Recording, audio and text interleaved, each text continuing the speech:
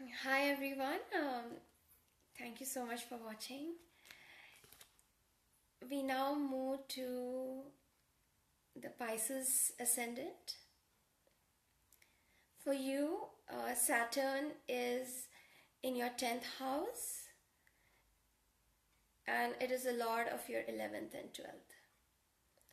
Again, we now move to the Pisces Lagna, are very dreamy and imaginative friends. For them, Saturn is in the 10th house and it is the lord of 11th and 12th.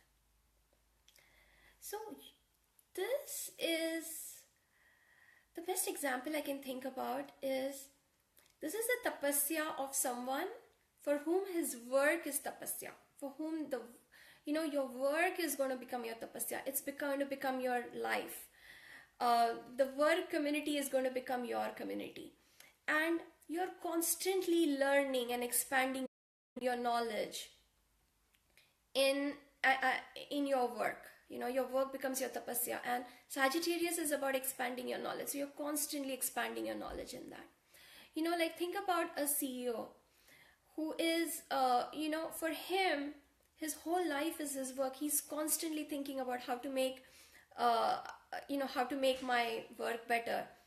He's constantly trying to break new ground in his work. He's constantly learning, expanding himself. His whole life is centered around his work. So the example that I think is, there is a mythological example, but I can't help thinking of J.R.D. Tata and how his entire life revolved around work. He broke new ground there, constantly learning, constantly expanding, constantly finding new opportunities and going there. So this is how he was able to create new big industries in India. His whole work was tapasya. The other mythological person you can think is Yudhishthir. For Yudhishthir also, like, ruling was like tapasya. He is a ruler, but he constantly he constantly had to do tapasya. He was constantly thinking that what I'm doing, is it dharma or not? Is this just or not? That is his tapasya. And his entire community was built on dharma. He had a very challenging, when he got the kingdom the second time around, they say he inherited a country of widows. And so it was a really very difficult time because brothers had fought against each other. There was so many, it was almost like the male population had been wiped out. So you had to rebuild. It was a tapasya. And yet, you're constantly learning, you're constantly evolving. The thing about JRD was he brought in so many reforms for his workers. He was the one who instituted the, accidental, like if you had an accident because working in his industry, there was a plan for you. He gave free medical insurance. He really cared. He wanted to close the gap between an employer and the employees. He really worked very hard for that. That workforce was his community. So this is what you need to do. This is what your tapasya needs to be. You will get fame, and perhaps this will happen to you through a loss. But the important thing is to keep up with that tapasya. Now the tarot card that I got for this is extremely powerful. It is the Rudra energy. It is the wild Rudra energy. And here I would really recommend you all to look at Shivo's video on Rudra. Rudra is a mechanism for increasing your awareness in life. Now, from a tarot's perspective, this is the wild card. This is the 0 card, the card of,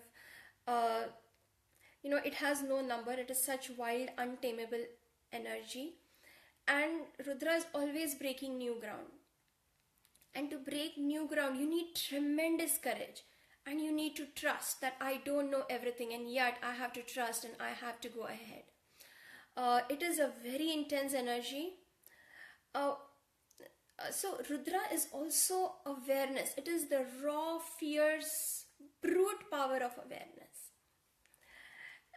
Shiva gives this example that for some people, they come to know their mistakes. Maybe at the end of their life, they realize, okay, I've made a mistake.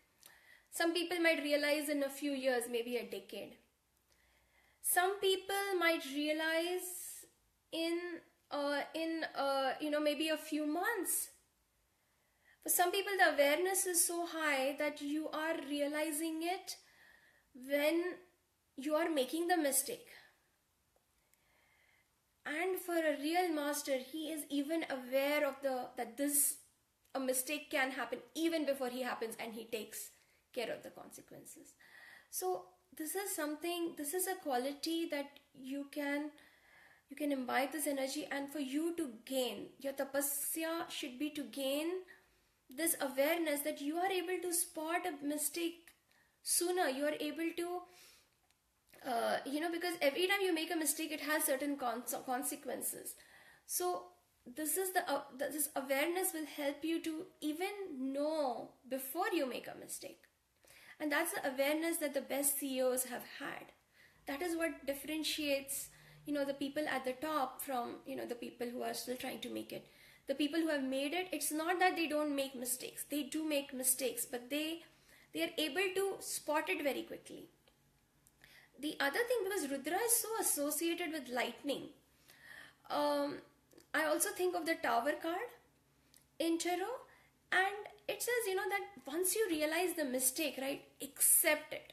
I know we have all invested a lot in whatever we are doing, and so when we realize that all that investment was a waste, we don't accept it. We hang on to it. We make our plight even worse. So this is a lesson in this card that you made a mistake, you accept it, and you then move on. Don't waste more time. If your castle of illusions is crumbling, don't hold on to it. Jump.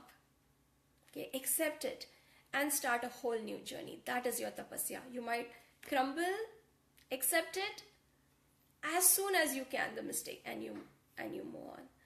So you can seek blessings from the Rudra card. You can meditate on it. We have very good videos in Quantum Life on Rudra. You're welcome to look at them. Okay, thank you so much.